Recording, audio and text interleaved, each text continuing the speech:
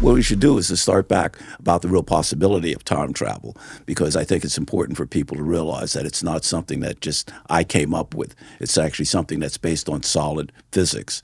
And in fact, time travel to the future is not only solid physics, it's something that we've been able to do. People don't realize that time travel to the future has happened, and we've demonstrated it's time travel to the past that we haven't done experimentally, although theoretically we can talk about it. And all of this notion of the serious possibilities of time travel are based on Einstein's theories of relativity. So I should start off with that and what we know about that, and then go into what my contribution has been. Einstein, back in 2005, came up with a theory about how light behaves with speed. Okay? What year was it? 2005. Okay. I'm sorry. Back up. A couple decades earlier, right? I'm into the 21st century. Right. I mean, that back in 1905, Right. Einstein came up with the basic theory about how speed is affected. Right. How speed affects our behavior with space and time. Okay. Right. And that is exactly the root of the possibility of time travel into the future. Now, normally, whenever someone, for instance, throws an object at you, okay, it depends on if you're standing still or if you're running towards them. If I have a baseball, for example, and I'm throwing the ball at you and I'm standing still, as if coming at you at a certain speed. If I'm running towards you and I throw the ball at you, it's going to be coming at you a lot faster. Right. In fact, that's what a pitcher does, okay, in order to, on the mound. Now, let's suppose we're looking at light. Let's say a flashlight. Thing is that light, even though it looks like it's continuous, it's made up of little particles of light called photons. These photons are traveling at 186,000 miles per second at you. You can think of them as being like balls of light. Now, suppose that I'm shining the flashlight at you. These balls of light will be coming at you at 186,000 miles per second. But now if I'm running towards you, then just like the baseball, you expect these balls of light to be coming at you faster, okay? Well, when the experiment was done, and it wasn't done with a flashlight, it was an experiment that was done in was 1887 by two physicists, Michelson and Morley. What they found was that if you were shining, and I'm going to be phrasing it in terms of the flashlight, but if you were shining the flashlight at someone and you were standing still, the speed of light was one speed. It would expect it to change if the beam of light was moving towards you. Turns out that the speed was not the light was not affected, okay, at all. It was exactly the same speed. It would be as though I was telling you that baseball was coming at you at exactly the same speed, whether I'm standing still or I'm moving towards you. Right. What's going on here, all right? So the experiment, as I said, was done in the 19th century, and it was a puzzle. And it was Einstein who resolved the puzzle. What Einstein said is that the only way that the speed of light should not change, no matter how fast the source of light is moving towards you, is something else has to change. And he said that something is time. Time has to slow down in order to keep the speed of light from changing. So what he said is that, and now think about that again. Once again, what he said is that the only way the speed of light can stay the same is something else does have to change. And that change happens with time. Time has to slow down in order for the speed of light not to change, okay? Now, you might say, well, has that been shown? That's the core of his theory. It has been shown experimentally. In fact, one of the things, and this is, once again, interesting, it's been shown experimentally in many, many things. For example, we have a device that's called a particle accelerator. Right. It's at the Switzerland. Right. It's the CERN? Yeah, CERN, exactly. It's the Large Hadron Collider. And what they do is they take subatomic particles.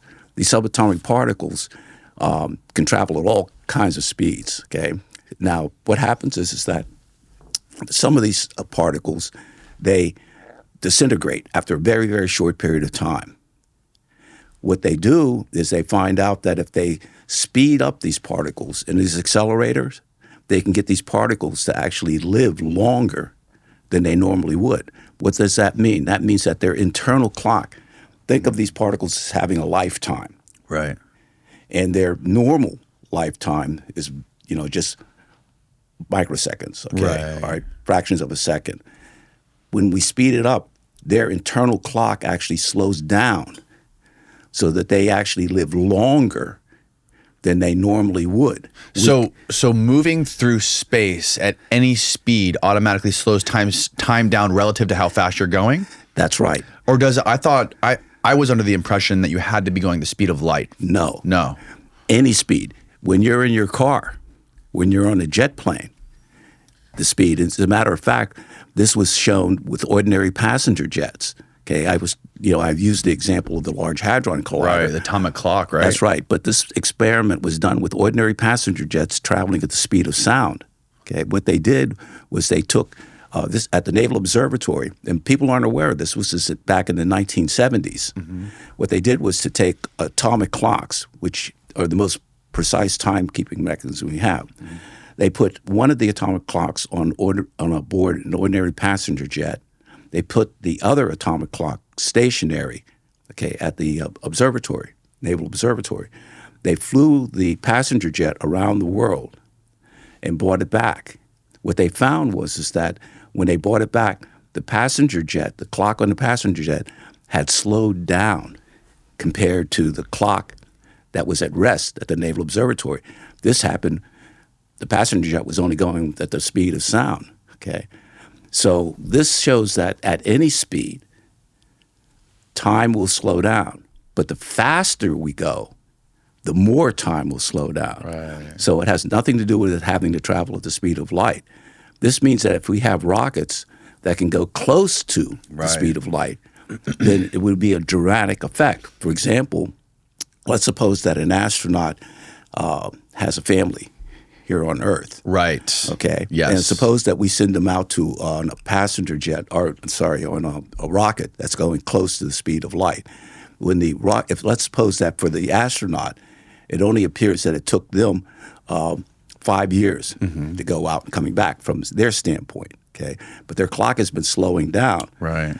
Decades could be passing here on the Earth. They could come back and find out that if they had children, their children might have grown up and had children. They could come back and find out that they are younger than their grandchildren. And that's one of the conundrums to doing this, to sending explorers on a rocket out into deep space, right, is that, like, if they're traveling close to the speed of light and they're on this rocket for years, time on Earth is going to be moving so much faster. We're going to be developing more technology more rapidly.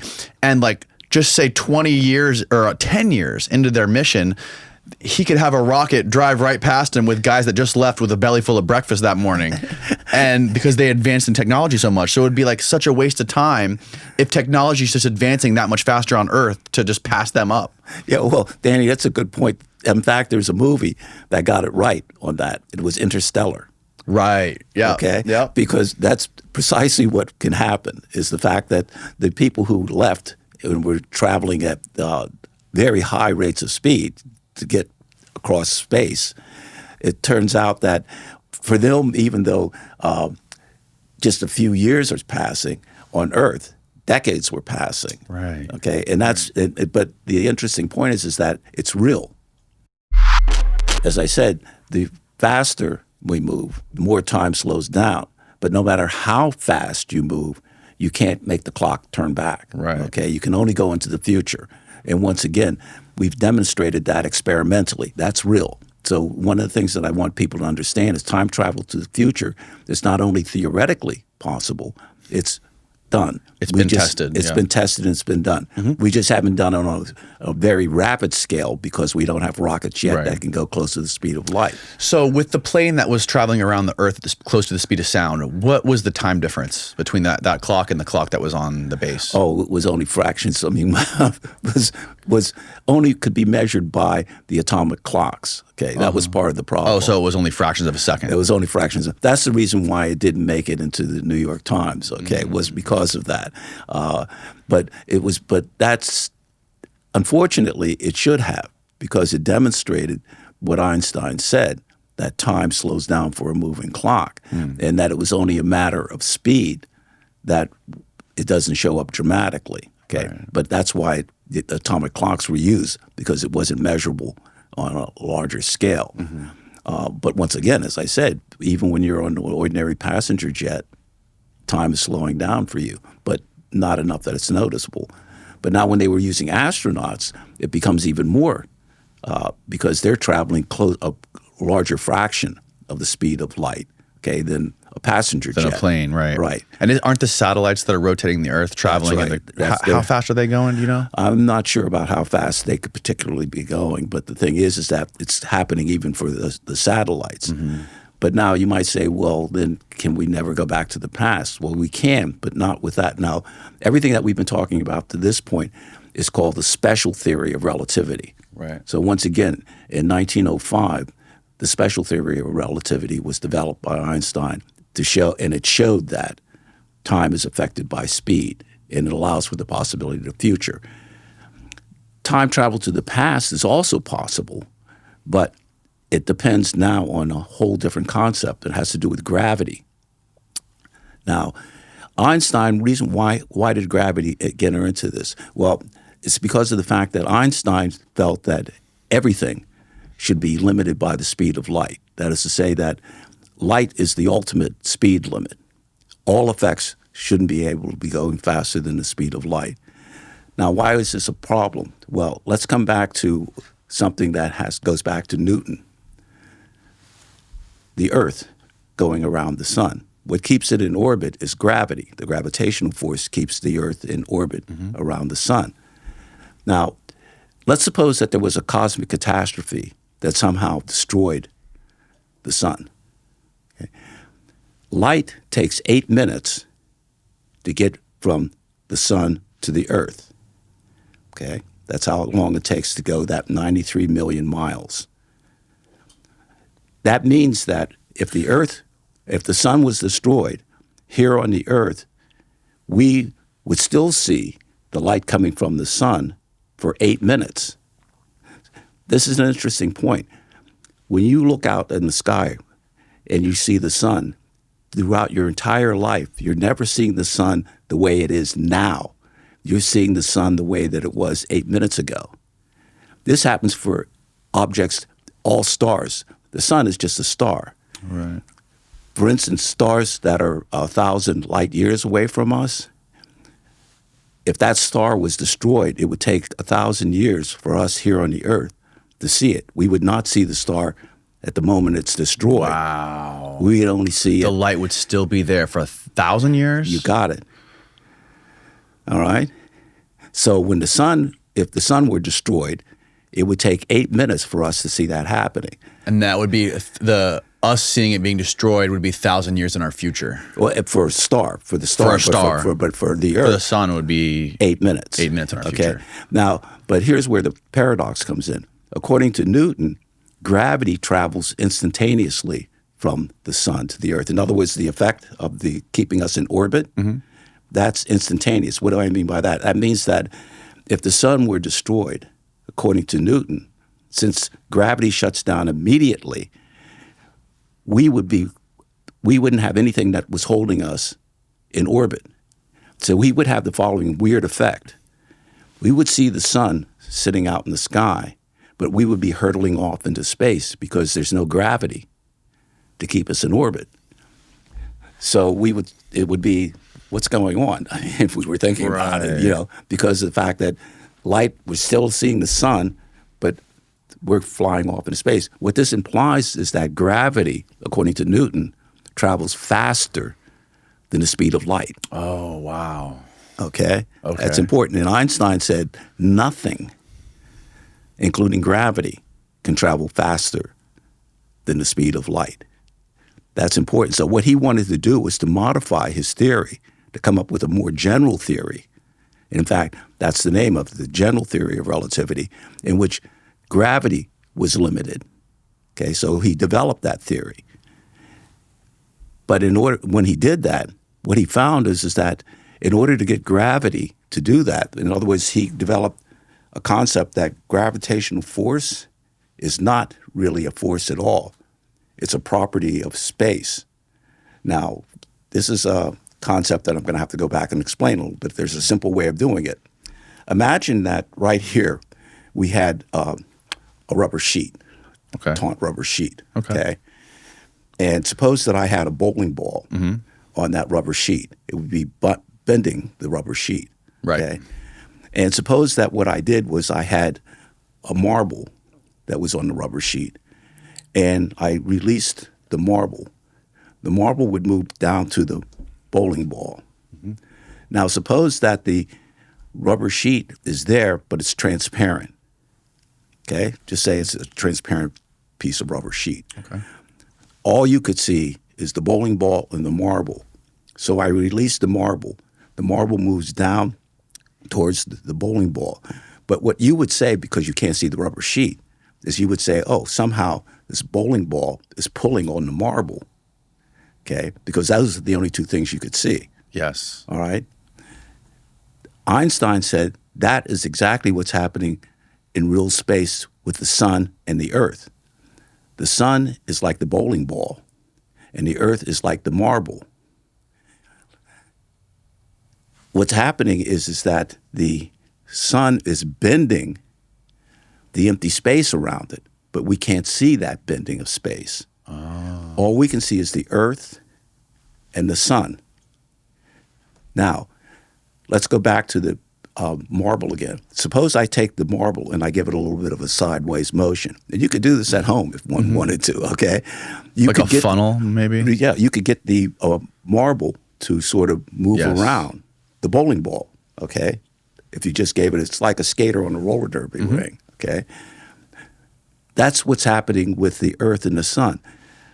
Fortunately for us, when the solar system was formed, okay, the earth had a little bit of a sideways motion. So rather than plunging directly into the sun, the earth goes around and around and around. Oh, wow, that's a cool image. Okay? That's a beautiful image, as a matter of fact. That's what's happening. The sun is really bending empty space. Now, why is this important? Now, let's go back to the rubber sheet again. Okay. Suppose that I take the bowling ball off the rubber sheet for a moment, okay? The rubber sheet's going to vibrate, right?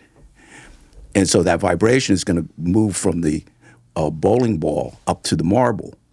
If the sun is destroyed, it's going to cause space to vibrate a little bit. But now this vibration, which remember, those vibrations are vibrations of space, but what Einstein said is that this warping of space is what we call gravity. So these are actually gravity waves that are traveling from that vibration, or gravity waves traveling from the sun to the earth. Now, it turns out that if you calculate how fast those vibrations are moving, they're moving at the speed of light. In other words, according to Einstein, gravity can only travel at the speed of light because gravity is the warping of space. Okay? And that is, so what that means is that if it's any consolation, according to Einstein's general theory of relativity, if the sun were destroyed, we would see the sun in the sky for 8 minutes. But since gravity only travels at the speed of light, we would still be connected to the sun for 8 minutes. Oh, wow. Okay? So we would still see the sun. Okay. And we would still be in orbit around the sun for 8 minutes. Now, Einstein had a number of different ways of demonstrating this without having to depend on the sun being destroyed. One of them is a technical thing. It has to do with the orbit of Mercury, but a simpler one has to do with what Einstein found is that because of the fact that you now have limited gravity to traveling at the speed of light, then its effects are like light in motion. That is to say that time is now going to be affected by gravity. Okay? Remember that before we had time being affected by speed. How do we go backwards in time then? Okay. Let's suppose that I was looking at a black hole. Let's talk about what a black hole is. Yes, what is it? Yeah, Okay. good. All right. What a black hole is just simply a star. The way in which stars, our sun is a good example of an ordinary star. What's happening is that right now it's actually what's known as a hydrogen burning engine. What I mean by that is that essentially our sun is a gas ball of hydrogen, and gravity pulls the hydrogen atoms together to form helium. Okay. When that happens, if you were to measure a little bit of the difference between the mass of the original hydrogen atoms that collide and the resulting helium, you would find that the mass of the original hydrogen atoms colliding is actually a little greater than the mass of the resulting helium. What happens to that little bit of mass that's difference between that? There's a very famous equation coming back to Einstein again called E equals mc squared, which says that mass is equivalent to energy. That little bit of difference of mass is converted into energy. That energy is what we get that gives us life here on Earth. So when the sun, the gravitational forces are pulling the hydrogen atoms together to form helium. The little bit of energy, mass that's different from that is energy that we get here on the Earth, okay? Now, eventually what will happen is that as time goes on, this fuel, you might think, starts getting used up like anything else. There will be a time in which there will be no more burning. When that happens, the star, what kept the sun going, you might say the internal heat pressure, which was pushing the sun out, okay, was being balanced by gravity, which was pulling things in the sun. What will happen is that when that gives out, gravity will overwhelm the star. This happens for our sun, and our sun will start to collapse.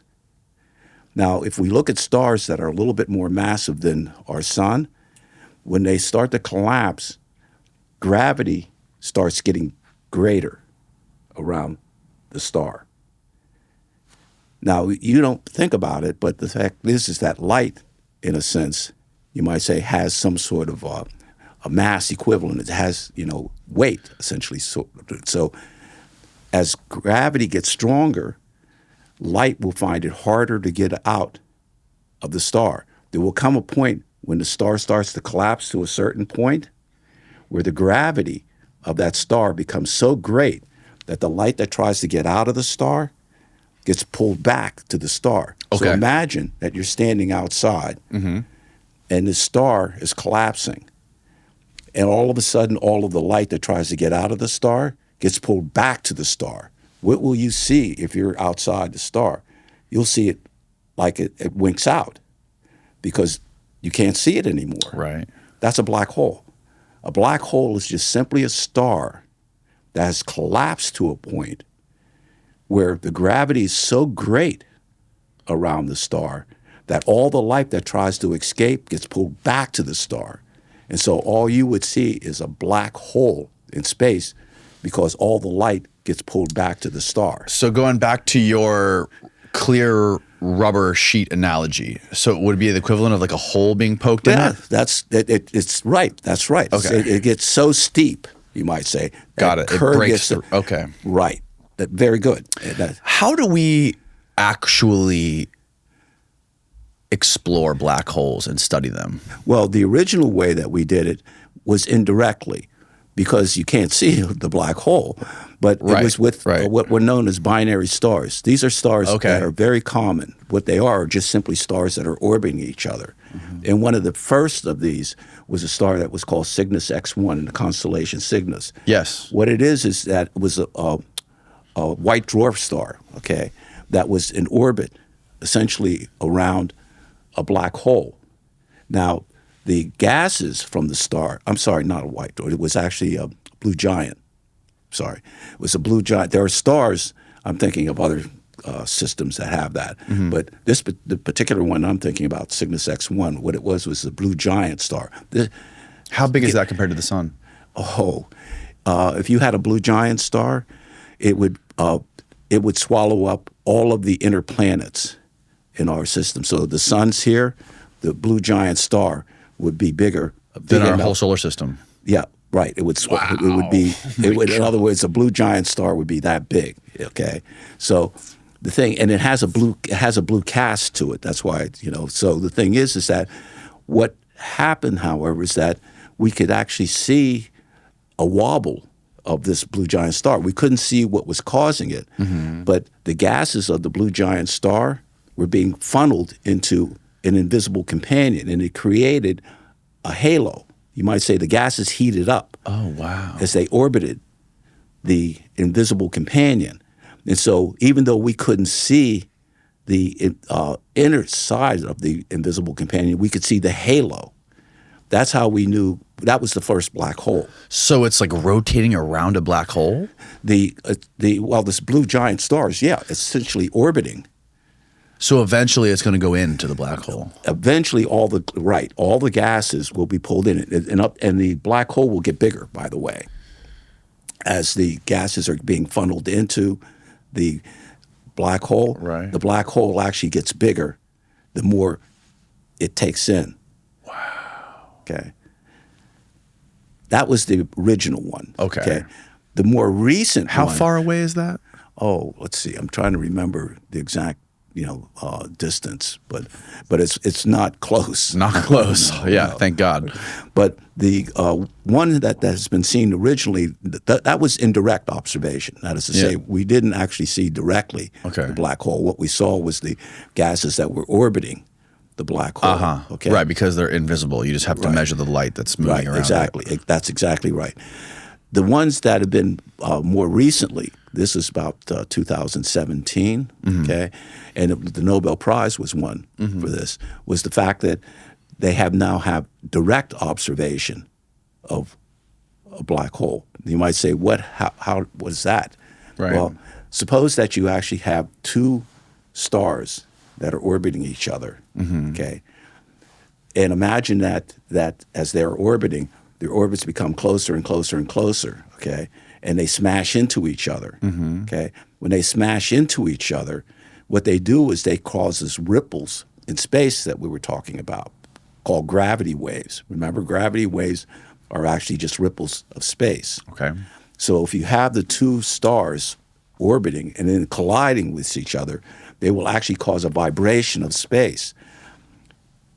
In anticipation of that, here on the Earth, we set up, you might say they were actually gravity wave antennas, so that whenever two stars collided in space, these ripples of space were happening, they were actually being received here on the Earth. And we actually have antennas, you might say, gravity, called Ligo. Is this what Ligo? Yeah, we had a guy in here named David Chester, who's also a physicist based out in California. Yeah, Ligo is he was telling us about this. Right. Ligo are the gravity detectors. Okay. Okay. All right. So they detected, what they actually detect are these ripples of space itself, the gravity waves.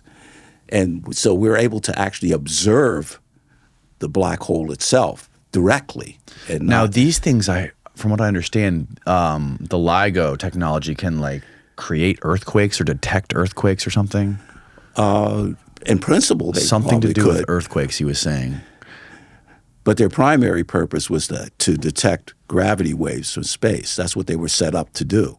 Okay. Okay. And the way they actually do it is use laser beams that are at a different angle, sort of 90-degree angle, and then what happens is that as remember when I said a gravity wave is actually a bending of space itself.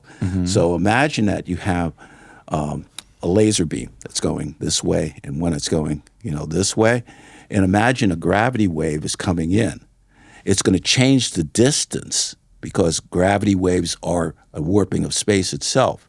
It's going to change the distance of the two arms of the antenna. Right. and that's what you actually see. Oh, wow. Okay. So what you're really measuring is the warping of space itself, right. due to the collision of these black holes. That was direct observation of it. Okay. So how do these black holes? I right, understand so- what a black hole is. Okay, so a black hole, but now there are actually two different categories of black holes. Okay. There are non-rotating black holes, and there are rotating black holes. Okay. And a non-rotating black hole just causes a warping of space, that intense warping, okay? But now a rotating black hole will cause it has that same warping, but it causes a twisting effect. One of the things that I like to give people an example of that, in fact, if we had a cup of coffee here, I would be able to show it to you directly, is think of the coffee as being like empty space. I can get you a cup if you want one. Well, if you wanted me to show you on that, but I can imagine it. right. So imagine that's empty space, and now What the coffee would be. the coffee would be empty space. Okay, got it. And suppose that I take, and the way I do it in order to do sort of a demonstration, which I've done in some of the documentaries that I've done, is I put a little bit of cream in the coffee so you can actually see a contrast, and I put a little coffee bean in there. So let's suppose that I take a spoon, and I start swirling the coffee around. Okay, that's what a rotating black hole is doing to empty space. So not only is the black hole causing a warping of space, but it's causing a twisting of space. And the way in which you can see that in the case of that's the reason why I use a coffee bean. As I say, that's if you want to see the effect, then you can just put a coffee bean in there, and as you're twisting the coffee around, it will cause the coffee bean to be twisted around. Okay. All right. That's what rotating black hole does. Now, we actually can see this effect here on the Earth using the Earth. The Earth is rotating. So not only is the Earth warping space, the Earth, as it rotates, is twisting space. Okay. But now with the black hole, this twisting, the rotating black hole is causing an extreme twisting of space. Now remember what I said, that whatever it is you do to space also happens to time. Think of time, and in fact, this is something that I can do if you have a piece of paper with me. You can use this one. Okay. Here's a pen. Perfect.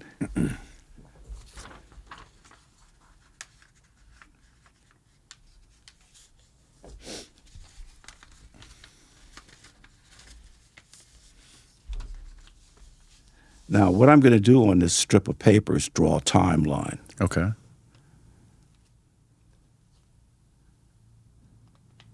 At the bottom of the line, I'm going to put yesterday, the past.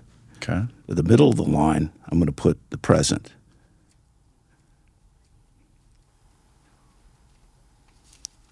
And at the top of the line, I'm going to put the future.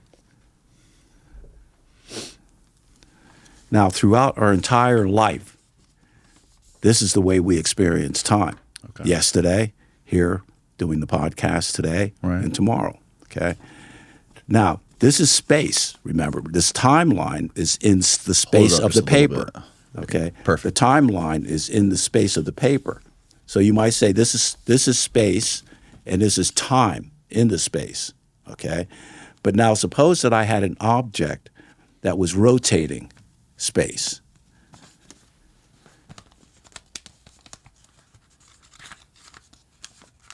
Now let's see what will be happening to this timeline.